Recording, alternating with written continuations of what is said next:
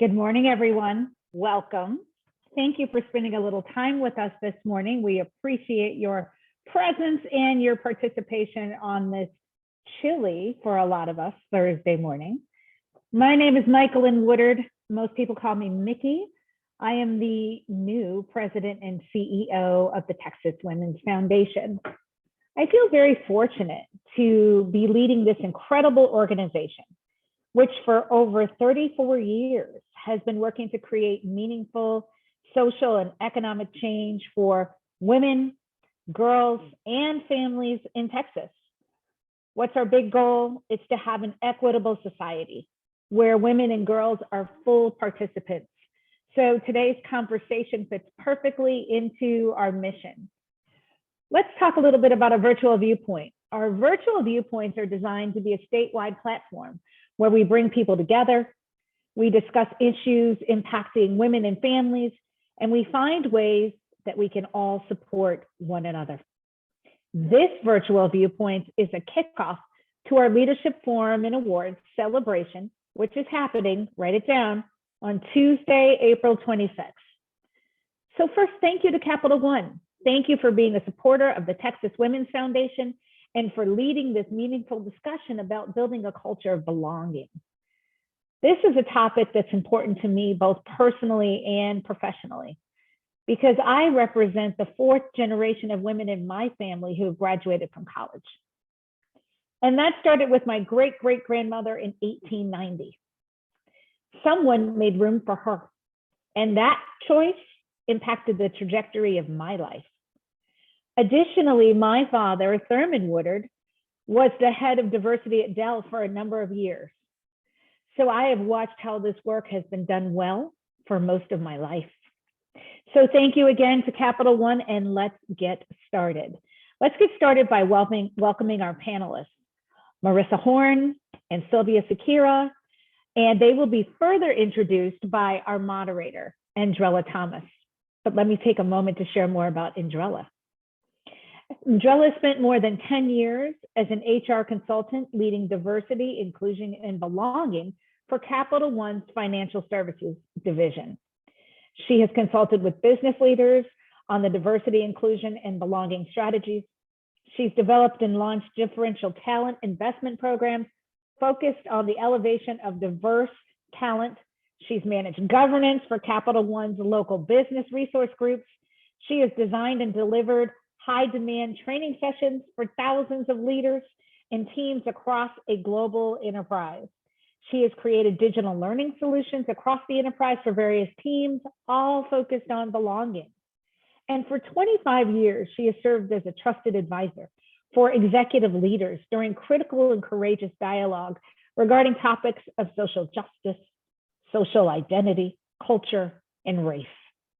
She has served on numerous external panel discussions and is an expert in building up leadership capabilities and creative inclusion cultures for leaders across various organizations. And in response to the racial unrest in 2020, Andrella launched across the enterprise real talk sessions for associates and leaders needing safe spaces for courageous dialogue. So with that, I'm going to turn this over to Andrella. There will be a Q&A after this moderated conversation, so please add your questions to the chat. Thank you, Mickey. Welcome to Texas Women's Foundation, Mickey, and welcome everyone to this incredible conversation. Capital One is a proud partner of the Texas Women's Foundation for today's conversation. This is a topic that I am also so passionate about, in addition to the topic of community. I continue to be inspired by this group's incredible work that is supporting women and girls across DFW and throughout the state. Our amazing ambassador for belonging and chief of staff, Jana Etheridge, proudly serves as a co-chair of the Economic Leadership Council, and we love having her as a partner in belonging for Capital One. So I'll start with introducing the two powerhouse individuals that we have on the line, Marissa Horn and Sylvia Sakira. We'll start with Marissa Horn. She is the Vice President of Financial Services, Tech and Data. Hello, Marissa, leading technology, strategy, and governance As the Vice President of Financial Services, Tech and Data, Technology, Strategy, Governance, Marissa's responsibilities include all technology operations, governance, labor strategy, associate engagement, learning and development, communications, cyber tech and data risk programs for FS Tech and Data, and the Tech Risk Management Organization. She is the accountable executive for our diversity, inclusion, and belonging for FS Tech Data and One Tech Dallas. There's a lot of incredible work coming from this team as well, so we're gonna celebrate that a little bit later. She's also partnered with Capital One's recruiting pipeline for senior associates for our mid-level management, software and data engineers in the DFW area. Some of her accolades, which I love to celebrate, is that she's also a winner of the Texas Women's Foundation Young Leader Award, was recognized as 40 under 40 honoree by the Dallas Business Journal, and was named a top STEM influencer by the National Society of Black Engineers. In addition to those wonderful awards, she does a ton of community work as she serves on the board of the Dallas Arboretum and the Center for Brain Health. Marissa is also instrumental in the 2012 launch of the Dallas chapter of the Links STEM Academy. This is a nonprofit organization that is focused on increasing interest in science, technology, engineering, arts, and math among middle school and high school girls. She's a powerhouse for sure. Welcome, Marissa, and happy to have you. Sylvia, she was my former partner in the DEI space, so we locked arms quite a bit in the work of diversity, equity, and inclusion, or diversity, inclusion, and belonging. She currently leads and promotes DIB for Capital One Financial Services. Sylvia has the responsibility of identifying systemic inequities, prioritizing key areas of opportunities, partnering with our stakeholders, our business leaders to embed inclusive practices within the existing business and HR systems. And she leads Capital One's work on Belonging Ambassador, leverages our local BRGs, our business resource groups, for engagement in volunteering, and is a consultant to DFW's Black Leadership Council. And we're happy to have her as part of that council. Some of the great accolades that Sylvia can claim when it comes to her success is that Sylvia was recognized by the Dallas Business Journal with the 2019 Diversity Leader Award. She is also a board member of My Possibilities Foundation, a nonprofit organization focused on providing education and job training opportunities for adults with intellectual and development disabilities in North Texas. She is currently a doctoral candidate, Sylvia, in the human resource workforce development field, focused on the impact of reflection for learning. And she's an incredible partner in this space of DEI. So welcome, Marissa and Sylvia, to this incredible conversation. So let me start by getting into why we're here. Let's talk about our definition of belonging. I love the quote that our Chief Diversity Officer, Megan Welch, shared with us. To feel a sense of belonging is a basic human need. We feel strongly that cultivating a culture of belonging is not only what's best for our associates, but what's best for our company. When our associates can be their authentic selves at work, then everyone wins. I love that quote. It is core to our principles and how we operate in the workforce. We create this workplace where diverse backgrounds are celebrated and encouraged to share their ideas. We advocate for open conversation. So let's get started with our conversation. Let's dig in. And Sylvia, I'm gonna kick it off and start with you. It's a little chilly here in Texas, but we're gonna warm up everyone with this incredible dialogue. So let's talk a little bit about our approach when it comes to working to build a culture of belonging. There's so much happening, and we'd love for you to share. What are we doing as Capital One, as an organization, to create a culture of belonging, or a more equitable culture? Yes, thank you, Andrella. Of course. And first of all, thank you so much for such a welcoming and warming introduction. You made me feel like a superwoman. So thank you for that. Yeah, I love the question, Andrella, because when we talk about equitable environments and belonging, I think I like to start also to double down, to go deeper on the definition that you gave about belonging. For me, it's important to say that at Capital One, we like to work with action behind the words. So in DIB, diversity, inclusion, and belonging, we focus on an individual's essential human need to feel safe, included, valued, and accepted within a group, community, or organization. So with that in mind, we're very lucky at Capital One to be part of an organization that was actually founded with the mission of changing banking for good. So creating this equity has been at the core of who we are for many years. And I want to focus my answer on the actions that were taken after the killing of George Floyd in 2020. We took a systemic approach to embedding processes that will impact equity. So from the executive leadership perspective, we embarked on what we call the executive core training, core being the Capital One racial equity initiative. So this is over 15 hours of conversations, training, and reflection that all our VP Plus are going through. We're aligned to finish that in April of this year, and we're talking more than 700 VPs are going through that experience. So that is to support the accountability at the executive level, and that cascades down. It's also very important to talk about bringing diversity into the organization, and there could be a whole hour of conversation. What I want to say is that we're focusing on inclusive processes to impact equity there, and also the community piece. I think it's very important to always highlight the investment in the community, because that's when we can create that to our associates, that what is important to Capital One, where we choose to invest our time and money, also is important to our associates. So as everything with DIB, it's a kaleidoscope of things that are going on. And as we continue the conversation, I can dig deeper and give more details. I love that you focused on the action that we took. And I don't think that most of the work has been reactive. I think it's also been proactive, because we've been having conversations around creating a more equitable culture for such a long time. When you talked about a little bit about your belonging ambassador work, like that's been implemented for many, many years. But now with your leadership, we're really elevating spaces where we're keeping a strong presence of HR representatives, of DEI representatives, in conversations that really impact our associates' livelihood.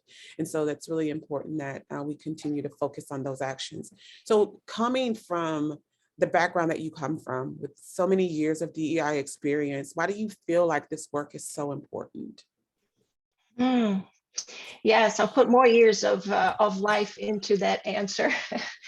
To answer that, I want to share that I am originally from Brazil.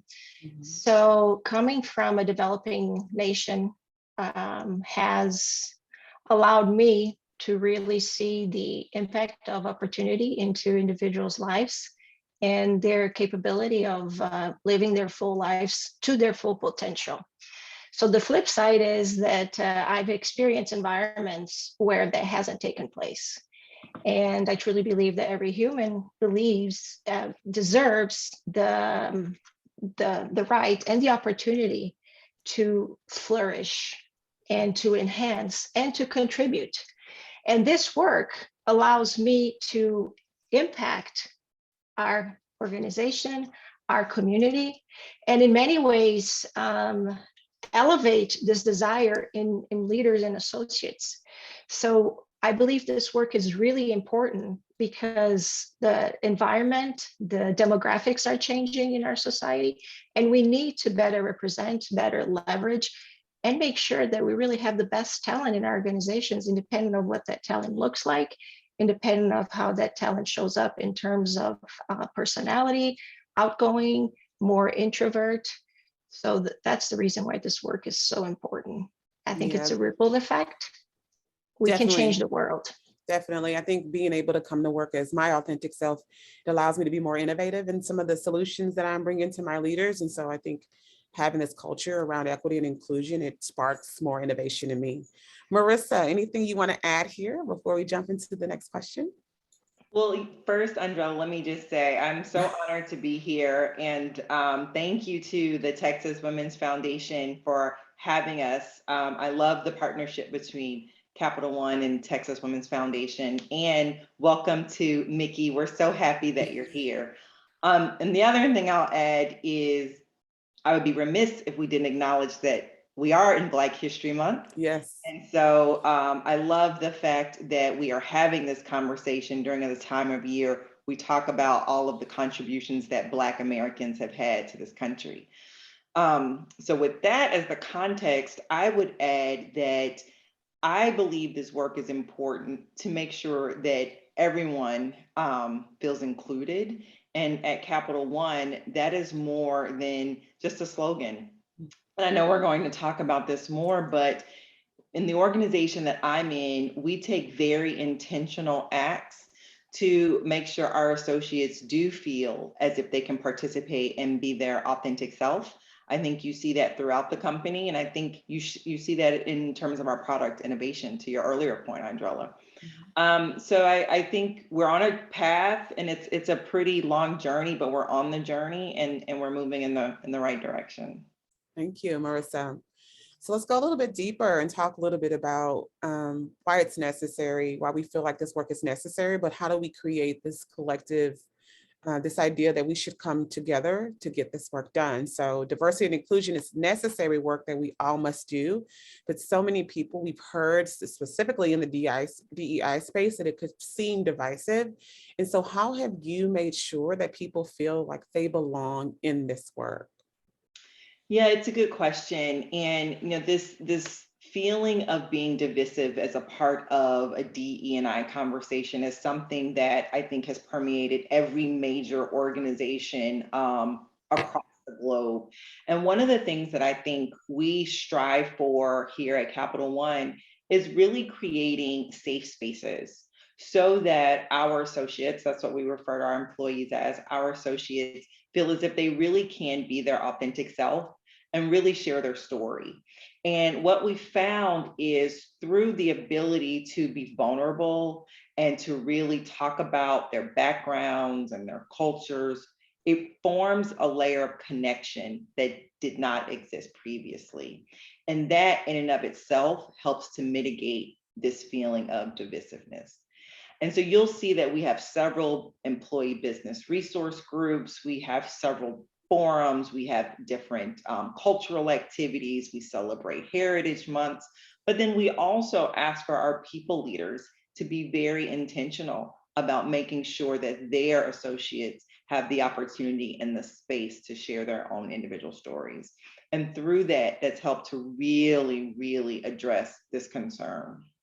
Yeah, I've loved witnessing the conversations that we've created, the safe spaces that we've created through the Real Talk session. Your team has led probably the most across the organization and keeping those topics really focused on the identity group's story that we want to elevate at the moment and at the time. And so I love that we've created the safe space that allowed us to build connections. I learned in one of your Real Talk sessions, Marissa, that there were cultural connections that were able to be made during the conversations that we had with our Blacks in Tech group. Mm-hmm.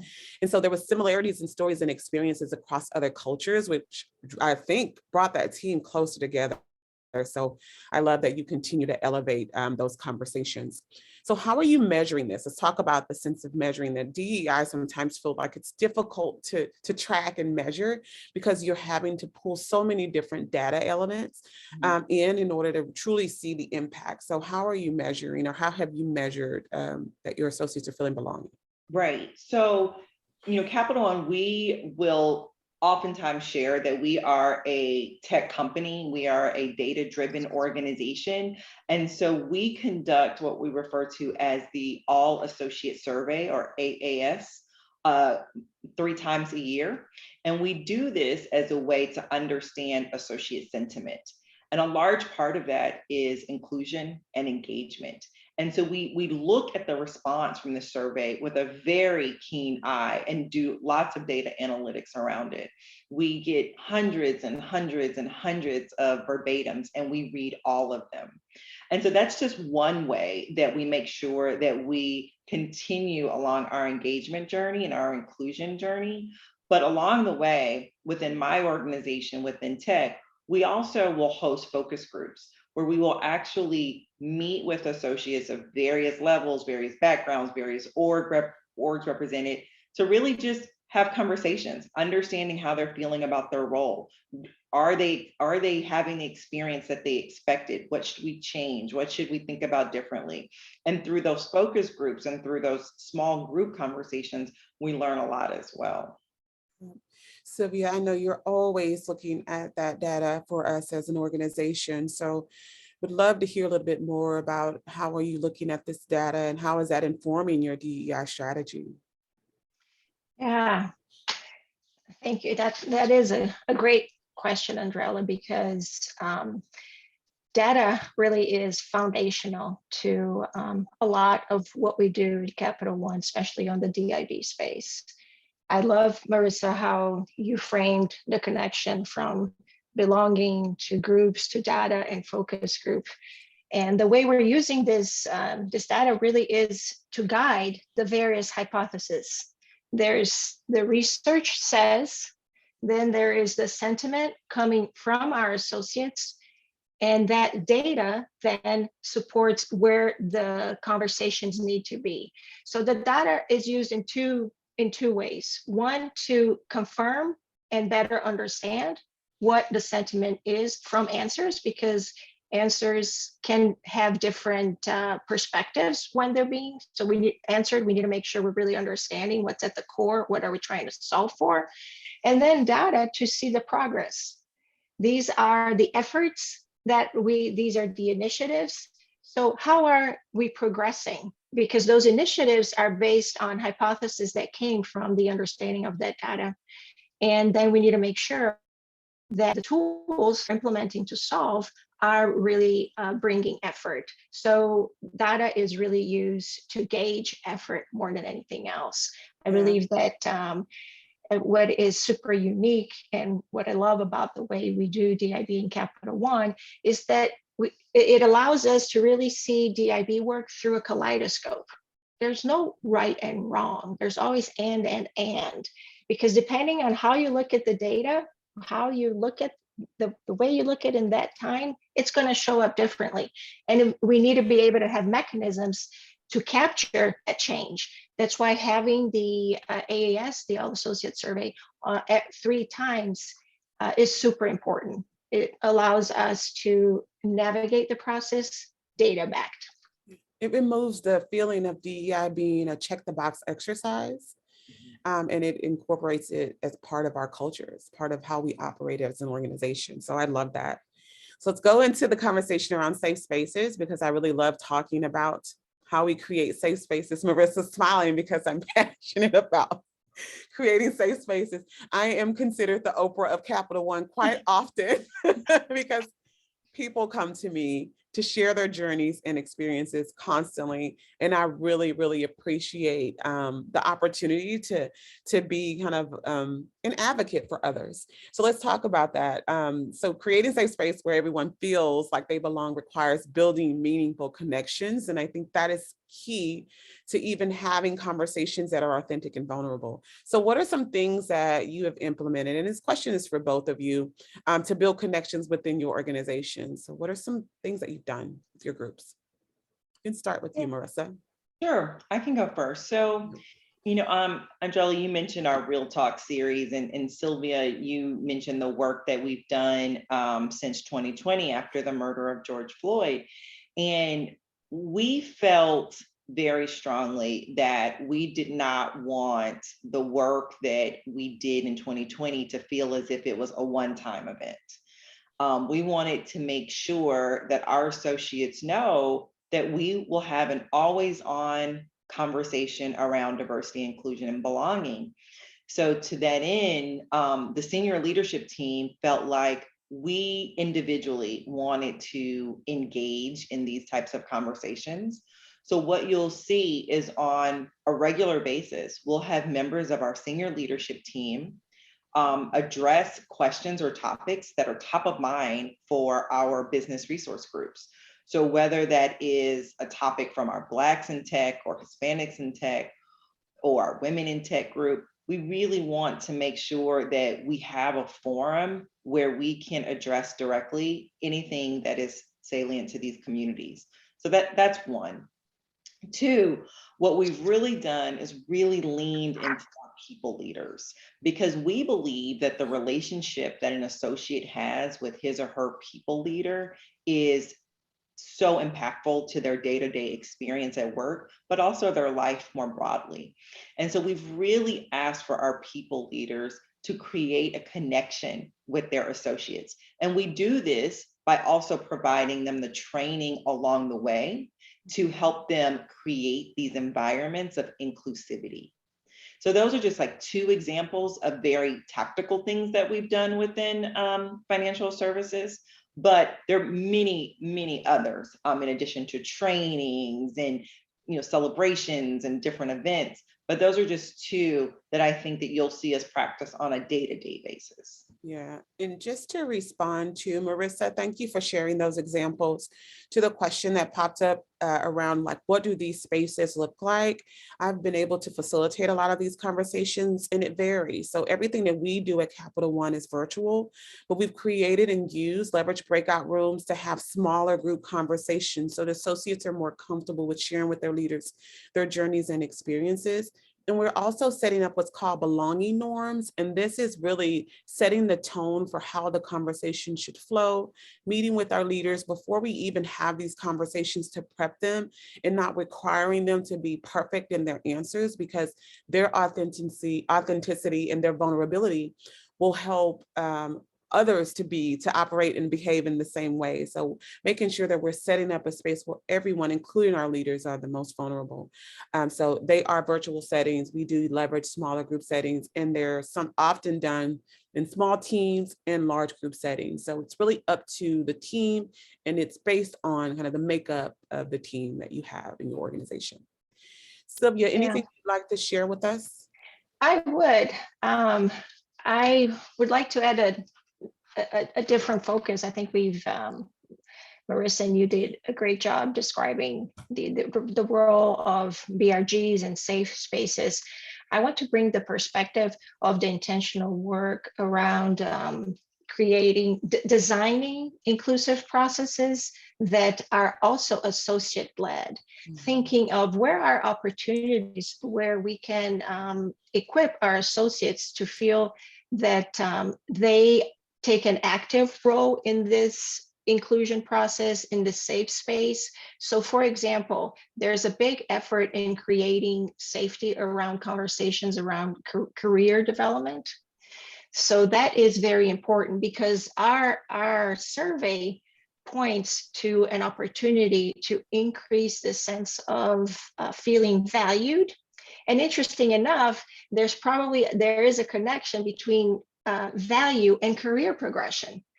So if we frame that conversation as to an opportunity to bring transparency, this is where you are, these are the opportunities and your strengths, and this is how we will support your growth, that creates value to an individual. So I want to highlight that process, because that is something that I think is very empowering. From my lens as a leader in DIB4FS, I'm always thinking, what can we roll out? What can we scale that will bring power to the associate? Yeah, that's one example. I love that. Marissa and Sanjeev, our president of financial services, led a conversation around demystifying career success, and it really closed the gap in information around what does it take to truly be successful at Capital One. It talked about talent mobility, and I loved that we had that conversation that was hosted by our internal Black Leadership Council that the both of you actually partner on, including Jana Etheridge being our AE as well. So closing the gap and really providing that information around talent mobility is important too, because that creates belonging for associates when they have clarity around where they could go in the organization. So that's great. So let's go a little bit further and talk a little bit more about the connections that we've made with our customers, because I think we work with our internal customers. We have our internal customers, we have our external customers. Marissa, I think a lot of the things that your teams touch really go outwards to our external customers. But I also know that, Sylvia, as you're thinking about our strategy is not just for our associates, it's also for if we create a strategy that helps our associates to really be innovative, then they can create great solutions for our customers. So we'd love to hear from both of you about what we are doing to build connections with our customers. Yeah, I'm happy to go first on this one. Yeah. Because I also want to highlight a different way of looking at customers. Yeah. Like I said, it's a kaleidoscope, right? If I look at customers as my customers as the underrepresented groups, the way to build connection really is through the BRGs, by bringing those identity groups under the DIB strategy. That is how I see my role as an advocate, being present, listening, and building relationships as we create that safe spaces. There's also the customer view of the leaders in the organization. They are my customers too. And it's by having individual conversations, that's how the relationships are created. There is no other way besides getting to know the individual, getting to understand their stories, building that connection to the topic, and then driving that connection to the strategy. And another important piece is community as customer. Mm-hmm. That is the piece that Andrella, like we're all over the place, and Marissa, and also with the Texas Women's Foundation, that is a very important piece as a partner in driving that connection between the associate heart and the organization's mission. That is very important. Thank you, Sylvia. Marissa, anything you want to add here? Yeah, I'll just build on the point about corporate citizenship. I mean, we absolutely believe that we are corporate citizens here in North Texas, and we want to be partners to the communities that we serve. And so you'll see us invest in organizations through our Community Impact and Initiative, which is over a $200 million investment grant, where we're partnering directly with communities here in this geography. And I think it's really important that we call that out, because we know that in order for us to drive the business outcomes that we're looking for, we have to be partners with these communities in which we live and that we serve.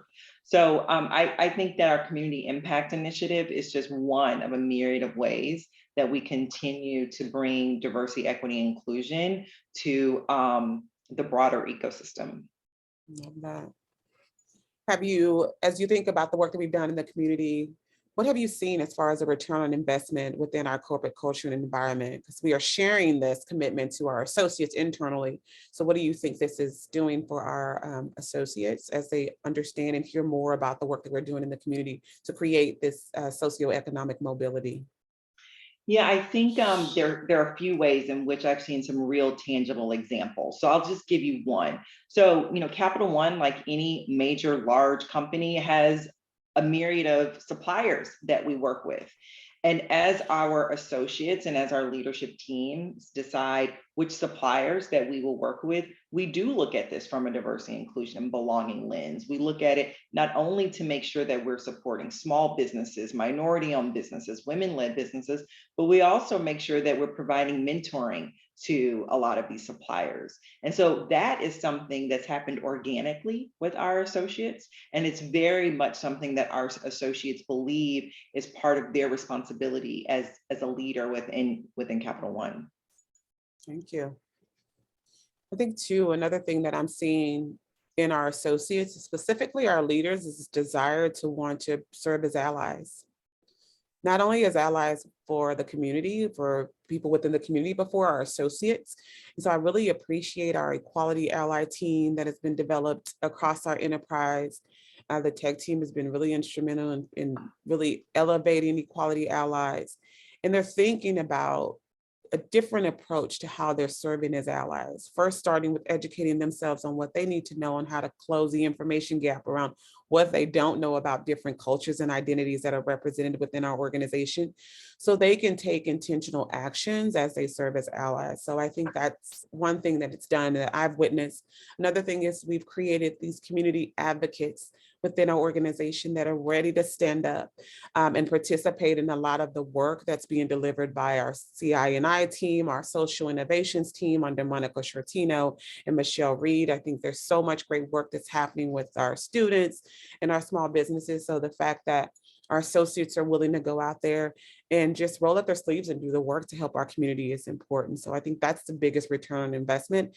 And then that has an impact on the livelihood. And we hear incredible stories, life-changing stories from parents, students, and teachers that have been recipients of some of the resources that we've offered.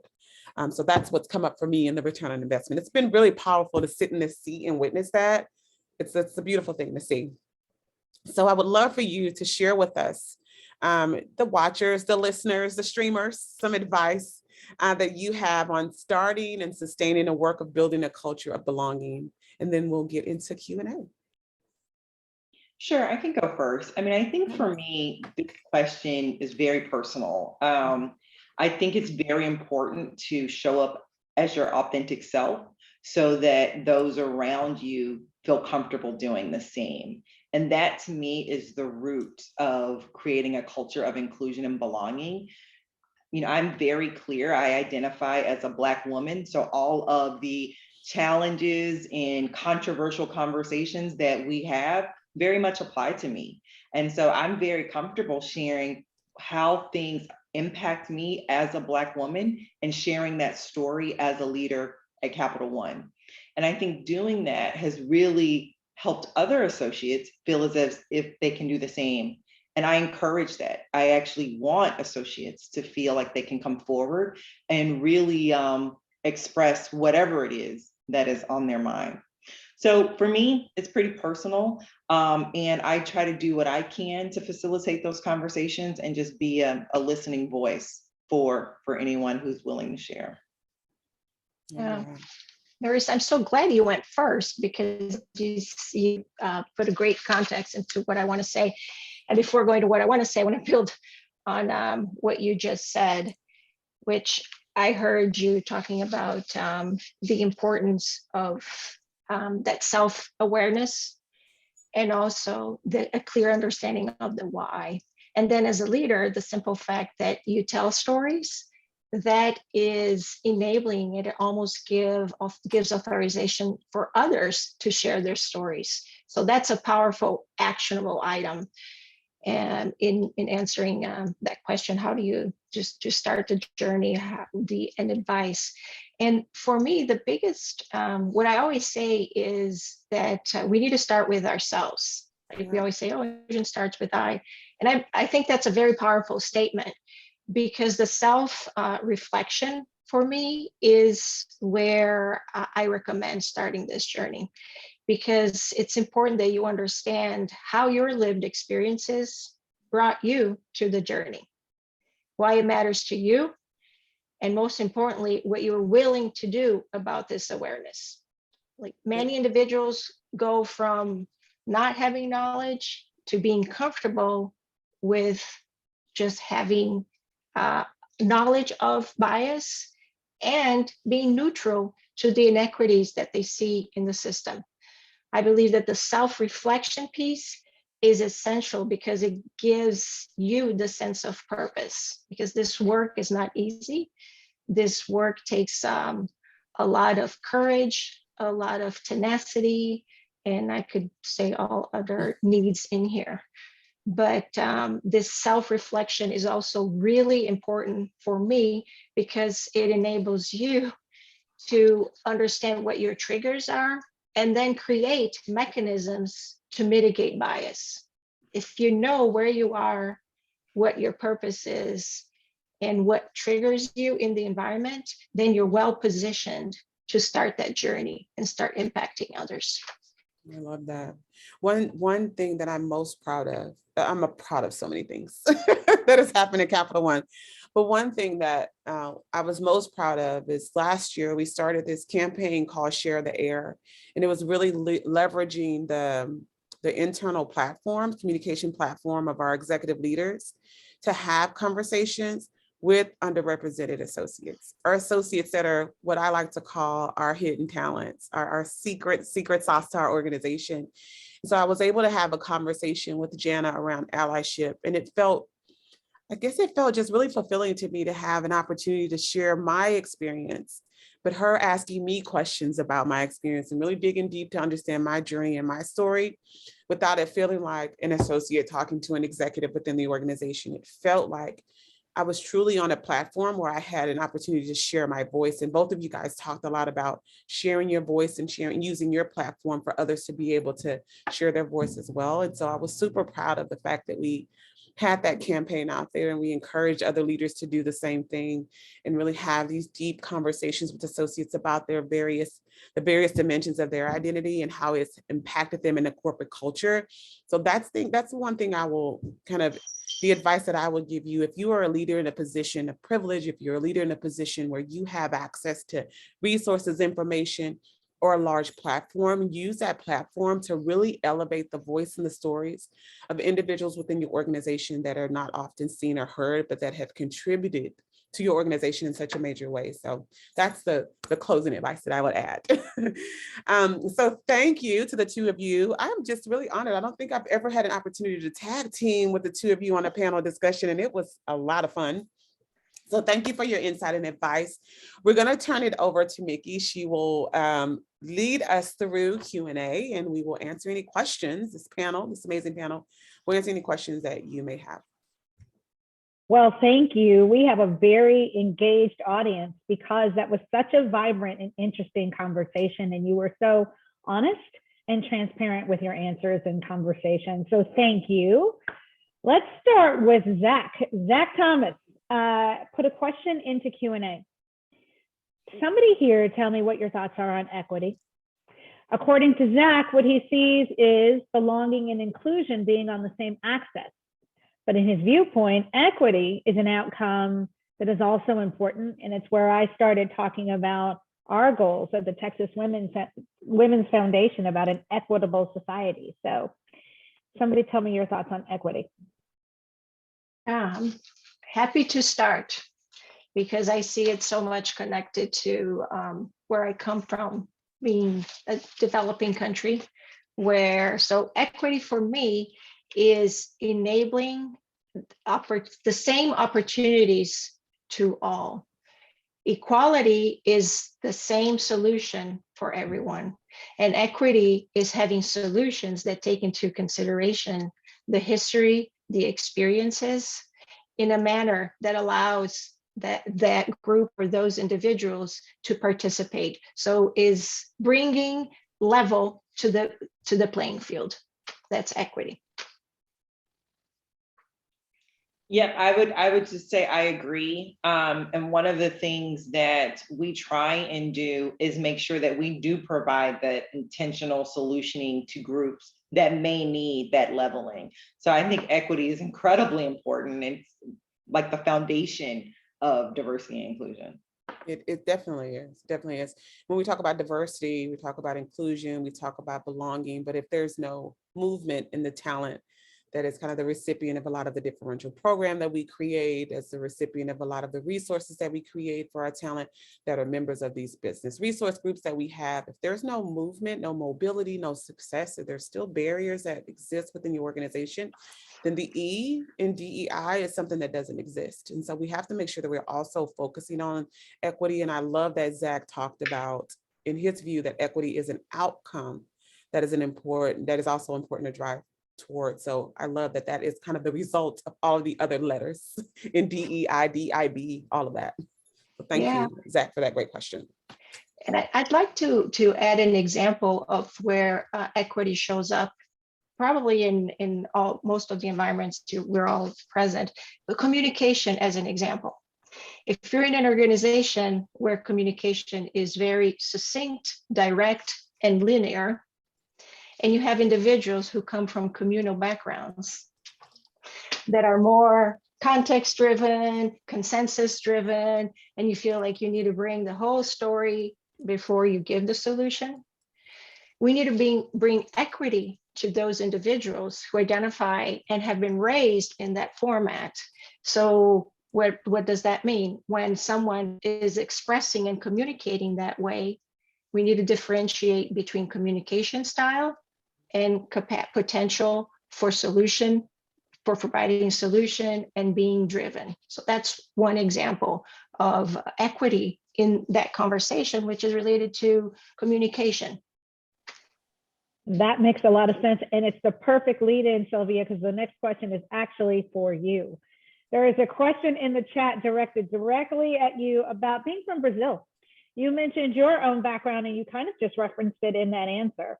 And the person that asked the question just wanted to know now about belonging. What are some of the similarities and differences that you're seeing on that particular topic? And how is that influenced by your own background? This could be the whole hour or more conversation. It's a wonderful question. And I'd like to answer that with confirming that being a Brazilian, of course, it shows up so differently. And the impact is huge. I will share that until I lived in the United States, I never really thought of myself as a Latina. So that is an interesting observation to share. So in the search of belonging, I found identity with the Latina community, the Latina community. So of course, it's a journey that shows up every day in different instances. But I wanted to share that one example. So it's of course intrinsically connected with my identity. If I talk about race, also coming from a society that has such a different contextual history with race and colorism, it also shows up so differently because in Brazil, we have poverty really driven and inequity driven by lack of access to opportunities. And that is very different than how it shows up in the US. So yeah, That's great. Thank you. Thank you very, very much. All right, we have two more questions and then we are going to wrap for today. Let's start with Charla. Charla asked, there was a mention about surveys. And Charla wanted just a little more information, if you have it, to share about surveys. What are the types of questions that you might include in a survey and how often do you administer them? Yeah, so we administer these surveys at least 3 times a year for all associates across Capital One in all geographies. And we have a different set of questions that will help us look at different indices. So we have questions related to engagement, inclusion, enablement, and people leadership. And then sometimes we'll have questions related to specific topics. Like a big conversation topic has been remote versus in-person work. But we vary the survey based on the time that it's being asked, but generally we try to ask questions that are consistent among those 4 or 5 indices that I mentioned. Thank you. Anyone else on surveys, or I'll move on to our last question. Yeah, I would like to add examples of questions. I'll give the examples. For example, on inclusion, the questions that we ask are, I feel valued at Capital One. I feel I belong at Capital One, and I feel my opinion matters. Those are 3 examples of inclusion questions. That's great. Thank you. All right, our last question comes from Kathy Hubbard. And Kathy says that she's a DEI professional in a higher education institution. She's curious to see if there's a role for corporations and companies in the debate on racial and gender equity and social justice in K through 12 and higher education.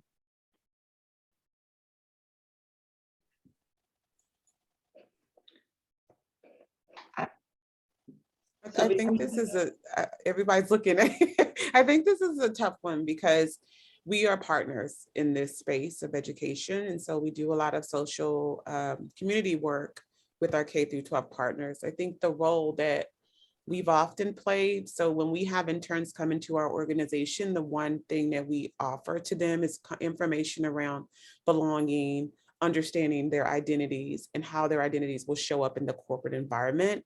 And so that's the role we play when we're touching high school interns or interns coming into our organization, is really grounding them on our culture of belonging and what we do to help level set bias, when bias shows up in our organization, how we're mitigating it. So creating an opportunity to do that. I think there's so many educational resources that are out there. And it's difficult for corporations to find a balance of like, when do we jump in and offer that resource without feeling like we're overstepping kind of the rules that are already set in place with K through 12 education, and even in higher ed. So I think maybe leaning on DEI professionals in the corporate structure to find out what are some courses that they're offering within the organization. I will tell you, when I led a microaggression session with our business leaders across our enterprise, we found videos, beautiful, incredible educational videos around microaggressions for teens and how they respond and react to that.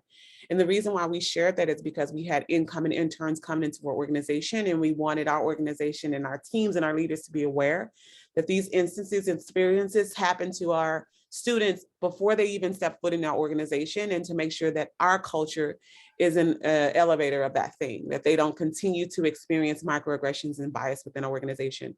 So I think just reaching out to a community of DEI corporate professionals to talk about the content that they teach and come up with a customized approach to educate students, teachers, parents on that same material in a way that doesn't overstep kind of the rules around those teachings. Yeah, I'll chime in here also.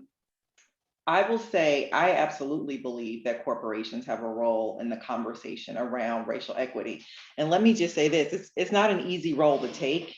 And the conversation around racial equity, especially since the murder of George Floyd, has been a very difficult one, especially in this state, where topics like critical race theory have such controversy surrounding them. With that said, I have seen Capital One take a stance where we support organizations that are talking about racial equity and that are trying to further this conversation. So that's been one way that we've shown up in the community, is one, through our community impact and initiative fund. So that's one. The other thing that you'll see us doing is, as we partner with recruiting organizations, those organizations are pushing us. And they're saying, what are you doing to ensure that your talent is diverse? What are you doing to ensure that you're recruiting from diverse pipelines? And I think that talent conversation is driving a lot around how are we preparing all types of communities to not only enter the workforce, but enter and excel. And then I think in response, what's happening is we are now saying, how can we help? What can we do to grow this talent? What do we need to do as corporate citizens to make sure that we are investing not just dollars, but time in people, in communities that help further this racial equity conversation? So I absolutely think we have a role to play. And I'm actually proud to say that Capital One is at the forefront of this conversation. Yeah, and Marissa, I'm glad you brought that up, because in 2020, 2021, we partnered with Dallas Children's Theater. They hosted a kids play about race. And so we did a follow-up panel discussion with the author of the book and the playwright. And then we hosted a separate session for parents to help prepare them for conversations about race. And so we're partnering with children's theaters and other community partners that are actually elevating those conversations. And that's the role that we've played in the past. So thank you, Marissa, for sharing that. Yeah, and I'd like to add also, from DIB perspective and from building psychological safety, this whole work should be focused as a microcosm of society. I mean, the organization doesn't live separate from society. So our associates live in society, and if this is a topic that is being discussed and is important, this is a topic that needs to be addressed.